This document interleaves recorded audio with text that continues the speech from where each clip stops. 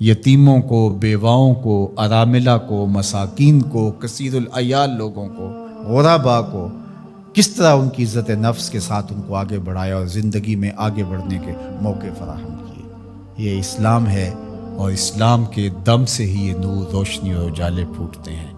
اللہ جل شانہ ہمیں اس موسم رحمت کی برکت نصیب فرمائے۔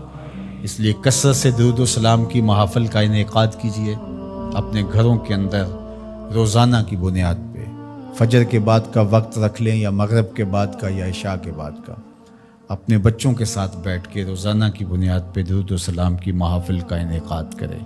مسجدوں میں، محلوں میں، فیکٹریوں میں، جہاں جہاں ہیں، حضور کے نام کی مجالس کا انعقاد کریں، درود کی محافل کا انعقاد کریں، حضور کی سیرت کی محافل کا انعقاد کریں، زمانے کو حضور کی سیرت بتائیں۔ یہ موسم ایسا ہے کہ دلوں کا رجحان ہے، تو اس سے بھرپور فائدہ حاصل کریں، اور بتائیں کہ صاحب میلاد کی سیرت با کمال کے رنگ کیا تھے، اور پھر اس کو اپنے اندر اتارنے کی عملاً کوشش کریں، تاکہ حضور کے ساتھ محبت اصل روپ کے اندر ہمارے سامنے آئے، کہ جس سے پیار کرتے ہیں اس کی عملی زندگی کو کس طرح ہم اپنے اندر اتار کر کے اپنی زندگی کو تبدیل کرتے ہیں۔